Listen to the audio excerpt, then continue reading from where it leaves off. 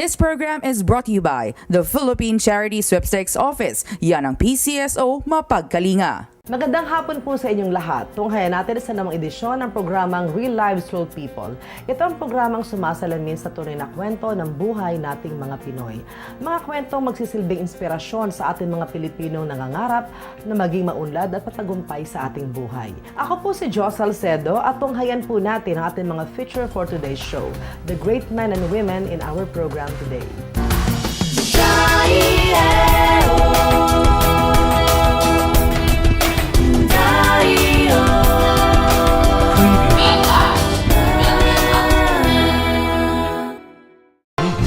Pusong Pilipino ay pusong panalo. Kasama nyo ang PCSO sa tagumpay ng Pilipino. Pusong Pilipino, pusong panalo. Alam mo na ba ang latest update sa iyong barangay? Kung hindi pa, join us every Saturday night, 7:30 to 9 o'clock sa Ugnayang Pambarangay sa himpilang DWIZ 882. Please listen to DWWD, Armed Forces Radio, 1134 kHz on your AM band.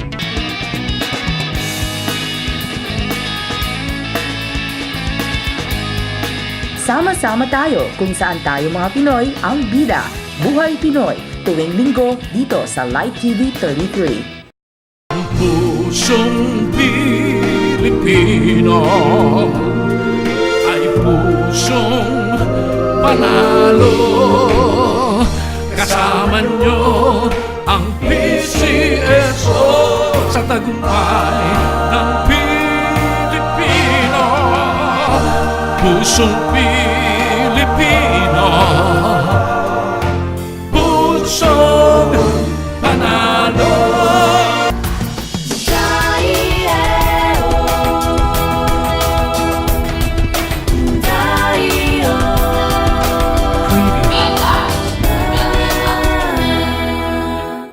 Kilalanin natin ang isang babaeng sundalo na nagugol ng 31 taong serbisyo sa Armed Forces of the Philippines. Hindi maikakaila na minahal niya ang kanyang propesyon bilang isang sundalo. Tunghayan natin ang kwento ni Colonel Norma Mercader. Taong 1988, matapos mag-aral ng criminology, ay inalok si Colonel Norma Mercader na subukang mag-exam para maging isang sundalo noong February 14, 1988. Siya'y nakapasa at sa loob ng 6 na buwang training ay naging isang ganap na sundalo. Nakapasa at nakomisyon sa Women's Auxiliary Corps o WAC noong October 13, 1988. Bagamat hindi pinangarap na maging isang sundalo, naging maganda ang karanasan ni Colonel Mercader sa pagpasok sa serbisyo.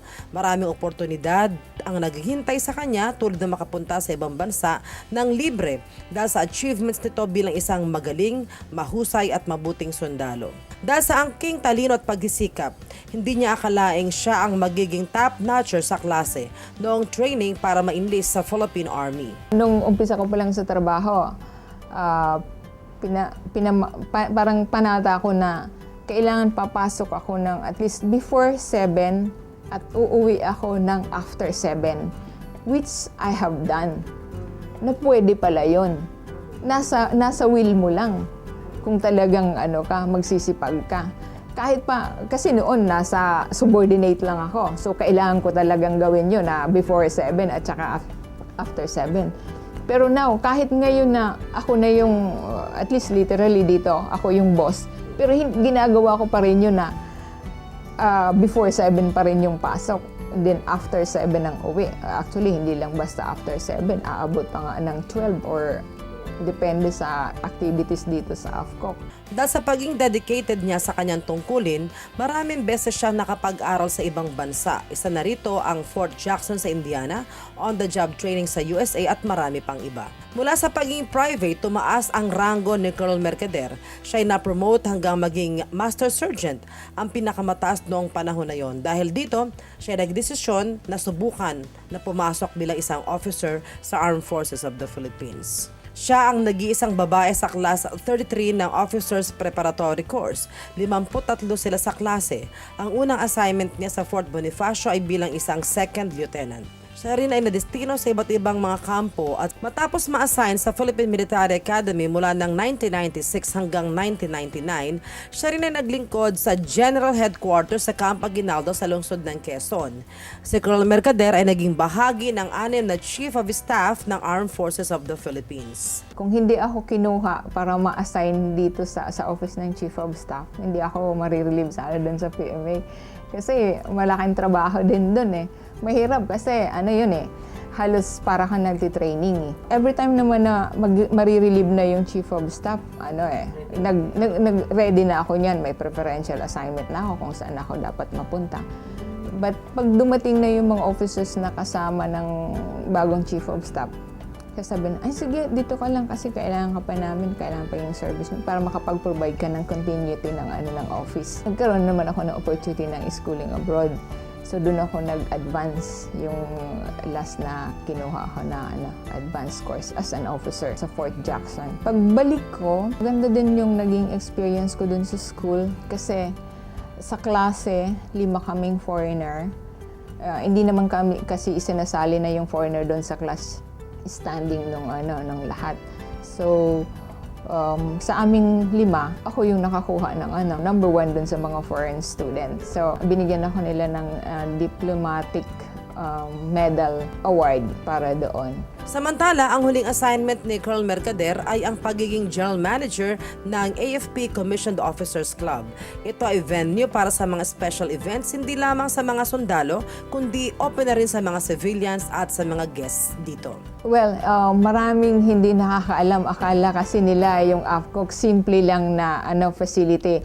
While this is a military facility, because yung armed forces kailangan ng facility which can house activities like mga conferences, social activities, kasi siyempre may social activities naman yung armed forces. Yung AFCOC also, while it is termed as Commissioned Officers Club, ino-authorize naman yung mga guest or we also accommodate civilians pag hindi gagamitin ng armed forces, which is part of CMO, yung Civil Military Operations, kasi we make it available to the civilians also. Ayon kay Colonel Mercader, naging napakasaya ng kanyang 31 years in service sa Armed Forces of the Philippines. At ang kanyang mga kaibigan, mga kasama, maging mga kapwa sundalo ay may magagandang mensahe para sa kanya. Norma, we wish you the best after you retire your uniform. Actually, hindi ka pa magre-retire in your new job, but you retire your Armed Forces uniform. Sabi mo nga kanina sa speech mo, you are effectively divorced starting tomorrow. But now you remarried another job. So good luck, God bless, and more power to you. I was very thankful kasi kahit ganun pala ka-strict si Jem, kaya kanyang suportahan. She gave me all the trust. She delegated me into 3 positions at the same time. For 2 years, I was the admin, finance, and operations manager. 2 lang kami ni GM na nag-work. Very humble na nakikita mo nagpupugas siya ng plato. So ganun kasipag si GM na hindi niya iisipin yung posisyon niya na nandun lang siya dapat sa office. Norman Mercader, he's a diligent worker. Nakita ko sa kanya during my stay as the armed forces. Nabalitaan ko at talaga nakapagtrabaho sa kanya. Nabalitaan ko lahat ng unit and officers. Nakapunta si Norman Mercader, he was an outstanding enlisted personnel or an outstanding officer. At true enough, hindi lang tagal, gano'n na nga yung standard natin dito. In fact, she has surpassed that standard. I really praise Norma for that. And he delivers. So yun lang po ang masabi ko, and Norma, happy birthday and congratulations. Ayon kay Colonel Mercader, dapat na paghandaan ng mga sundalo ang kanilang pagriretiro. 56 years ang mandatory age of retirement ng isang sundalo at itong nakaraang January 10, si Colonel Norma Mercader ay haharap sa panibagong yugto ng kanyang buhay, ang buhay sibilyan. Bagong mundo para sa kanya, ngunit malaki ang pasasalamat niya sa panahong ginugol niya bilang sundalo. Tulad ng ibang mga kawal, taas noo at handang maglingkod para sa bansa at sa sambayan ng Pilipino. Hindi ko pa maramdaman kung nag-retire na nga ba ako o hindi. Kasi yung trabaho ko parang hinahabol pa rin ako eh. Anyway, gusto ko rin naman yun kasi mahirap yung ma-detach ka kaagad. Siguro yun yung mas mahirap i-maintain yung manibago ka dun sa sudden change. So at least ngayon parang yung change ng ano ko from work to walang work, at least gradual. So hindi ako nabibigla. Ang pinaka maaga ko ng tulog sa gabi dahil nasanay na ako, 12. So ngayon, ganun pa rin. Mahirap ako makakatulog ng earlier than 12. So ginagawa ko lang, bawiin ko na, at least gigising ako kung pwedeng hanggang alas 8 or kung hanggang alas 9. At least pwede na yon. Hindi na kailangang gumising ng maaga pa rin na before 7. At least may time na ako. Ang pinaka-free ko lang dati, Sunday. Means ko para ma-release yung tension, yung stress, yung mga tanim. I make sure na yung tanim ko nadadalaw ko. Ngayon po, napag-isipan niyo na po ba, okay na ba na kayo po'y papasok na dito mismo sa Bureau of Immigration and Deportation na iniaalok sa inyo? Before pa naman kasi ako mag-retire, yun nga yung kagandahan doon. Sabi ko nga, hindi lahat na military na nagre-retire, hindi na-offer na ng yung na-offer sa akin. Kasi, imagine, hindi pa man ako nag-a-apply, tinatanggap na ako. Saan ka makakuha ng ganong klaseng papasukan. So, eto, siguro patunay lang na dahil maganda yung naging performance ko before, kaya yung mga nakasama ko, nakaabang na sila na pag wala na ako sa military, magiging asset ako dun sa kung saan silang office naroon ngayon. And malaking ano yun, it's really a welcome effort for me para at least hindi ako mo-bore after retirement kasi sanay ako na may trabaho. Congratulations to Colonel Norma Mercader and thank you so much for sharing your story with us. Tunay nga po ng pag-iserbisyo ng tapat at dedikasyon ang susi ng tagumpay sa anumang trabaho. You made the Armed Forces of the Philippines proud.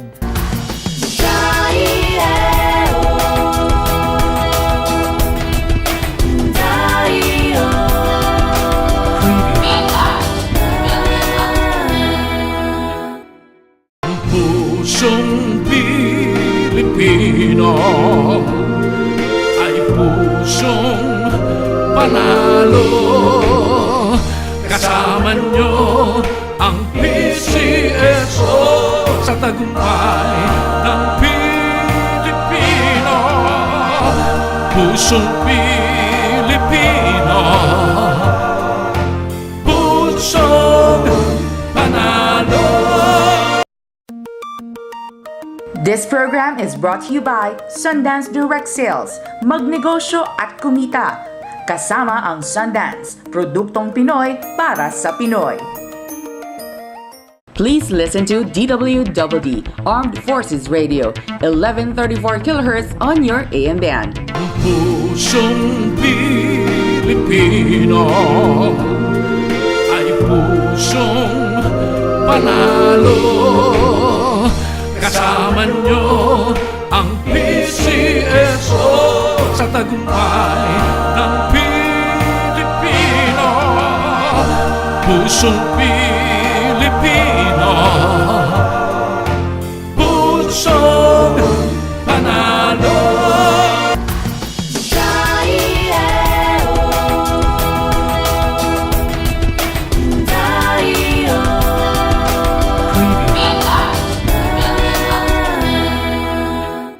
Maraming mga bakery ang nagbebenta ng monay, ngunit ang pinakasikat na monay bae sa lalawigan ng Laguna na gawa ng Tenor's Bake Shop ang ating dayuhin ngayon. Kakaiba dahil sa sangkap na may halong pagmamahal ng mag-asawa nagsimula ng negosyong ito. sina Tatay Pedring at Nanay Ising Tenorio. Tubong Batangas si Tatay Pedro Tenorio at walang hilig sa paggawa ng tinapay dahil pagmamanukan ang naging unan niyang pinagkakakitaan. Sino nga naman ang mag-aakala na panaderya pala ang maging negosyo nila, nakatuwang ang kanyang asawa na si Nanay Ising.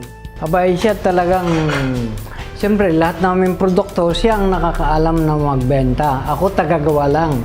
Siya ang nakakaalam sa pagbebenta at siyempre siya ang humahawak ng pera para maingatan naman yung aking mga ginawa. Nagsimula ang kanilang negosyo na may initial investment na halagang 300 piso lang. At upang lalong maging magaling na panadero ay dumalo si Tatay Pedring sa mga libreng seminars tungkol sa paggawa ng tinapay. Naisip ko rin na magtayo ng negosyo. Ngayon, ang pinagpilian namin mag-asawa kung ano ang pupwede. Ang napili namin ay mag-bakery. Kaya hindi namin sinasadya, natuklasan namin yung Munay Bae dahil na rin sa mga taga-Bae na nagbigay pangalan kumo sa Bae namin ginagawa. Sa Bae ay pinangalan nila na Munay Bae. Makakasama po natin ngayon ang mag-asawang Pedro at Isidro Tenorio. Sila po yung mga gumagawa ng Monay Bae na sikat sa Bae, Laguna. At mga kaibigan, mind you yung kanilang Monay na itsura, nakalagay na po yun ngayon sa seal o sa logo mismo ng Bae, Laguna sa ating munisipyo. Ganun kasikat ang Monay Bae ngayon. At ngayong araw na ito, tuturuan tayo ni Tatay kung paano niya ginagawa yung Monay Bae. At pag gusto niyo matutunan, huwag ala kayong kukurap dyan kasi para makuha nyo yung sikreto ko ng paggawa ng tinapay. Nakahanda na po ba kayo, Tatay? Oh. Naks naman! Nanay, kamusta naman? Okay din. Pero syempre, Tay, gusto kong malaman nila ano po ba yung ingredients ng Monay Bae? Ito, may mga baking.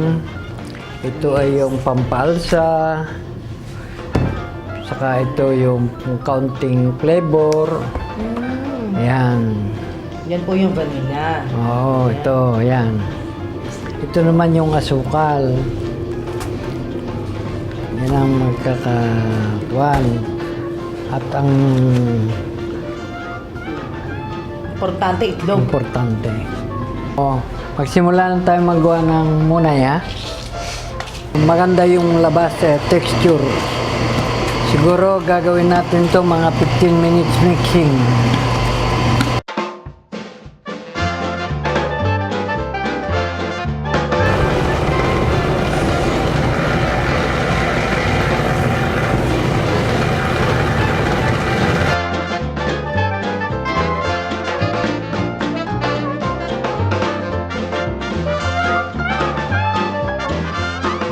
Ngayon, Tatay, ilang kilo po ito itong 10 kilos. pinasok natin sa, anong tawag po doon? Sa roller. Ang bawat tinapay pala, Tatay, meron pong timbang.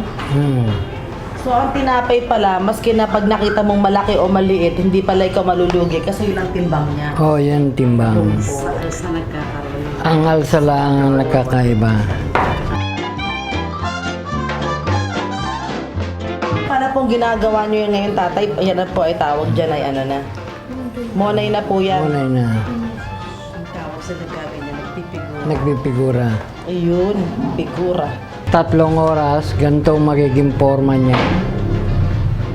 Pero hindi pa ito napapasok sa pugon. Oh, hindi pa. Hindi pa napapasok sa pugon. So, umaalsa pala yung monay. Ganito na, pwede na ipasok. Tapos hawakan ni Tatay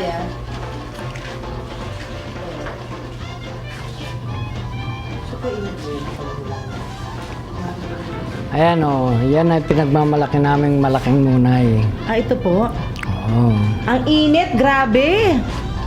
Wow, ang laki naman ng monay. Pero Tatay, hindi po yung ganito kalit kanina yan, Hindi. Sigurado ako malaki yan. Kaya po siya lumaki na ganito. Oo. Yung ganitong klaseng monay na ganyang kalaki po, gaano katagal po siya niluluto? Mga kalahating oras hanggang 1 oras. Pero yung preparasyon po niya, ilang oras po siya na nag-antay para po siya umalsa? 6 hours. 6 hours naman po yung ganyang kalalaking monay. Grabe naman. Yung ganyang kalaking monay naman po, Tatay, magkano pag binibenta na po sa Sa bakery? kasalukuyan ngayon, 150.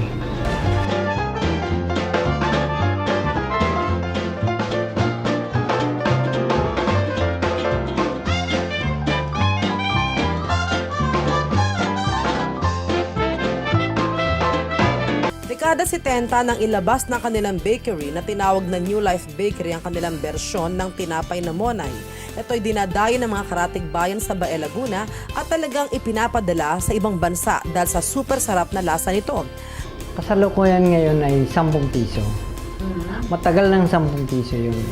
Tumaas, bumaba ang 10 piso. Hindi namin nababago kasi nasanay na ang tao doon. Medyo lumiit lang sa dati kasi may 6 years ng 10 pesos yung Monay.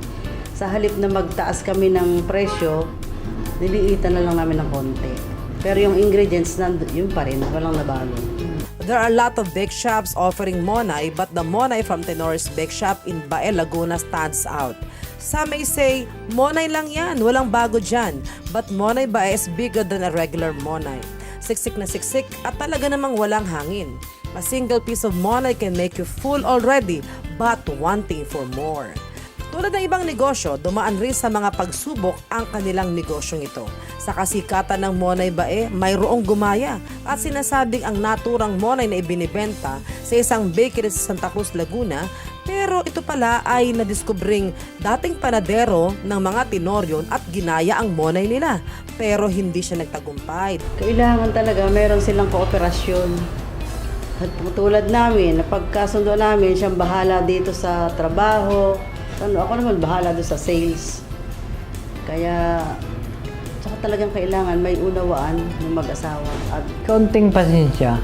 Darating din ang panahon na matatapos yung problema. At dahil itinuturing na isang tourist destination ang Tenoris Bake Shop sa Laguna, makikita sa website na www.lagunatravelguide.com ang Monay Bae. Ang Monay Bae tumanggap na rin ng maraming awards, hindi lamang mula sa lalawigan ng Laguna, kundi mula na rin sa iba pang mga organisasyon at mga samahan na kumikilala sa kasipagan at katalinuhan ng mag-asawang Pedro at Isidro Tenorio.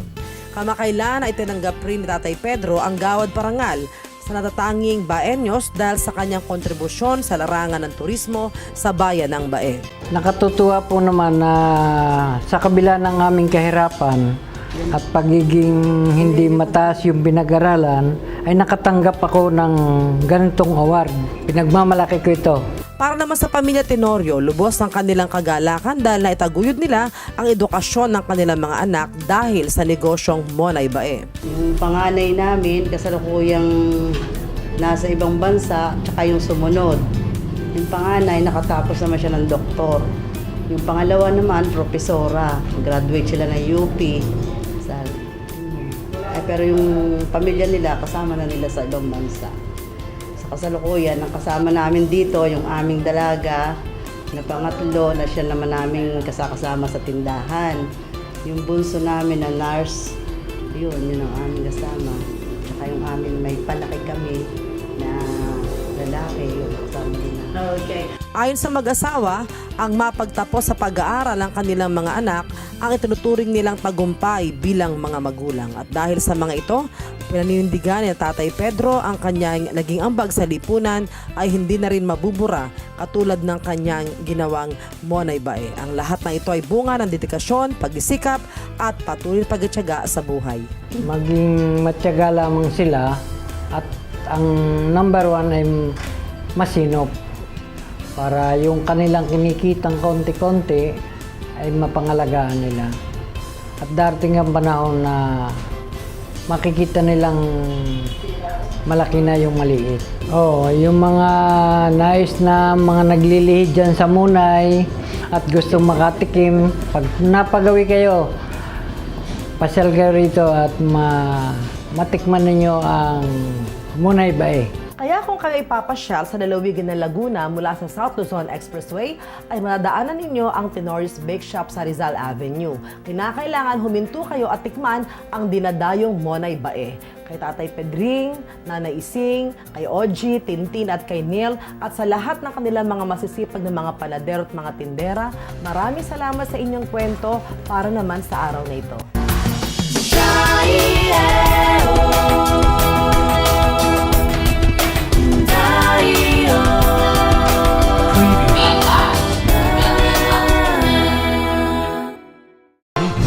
Pusong Pilipino ay pusong panalo. Kasama nyo ang PCSO sa tagumpay ng Pilipino. Pusong Pilipino, pusong panalo.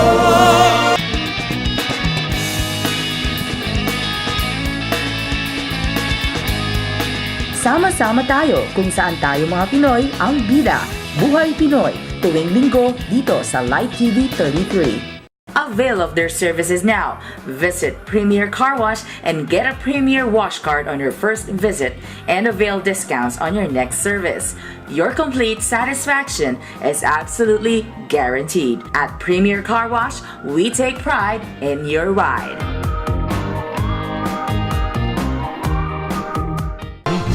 Pusong Pilipino ay pusong panalo. Kasama nyo ang PCSO sa tagumpay ng Pilipino. Pusong Pilipino, pusong panalo.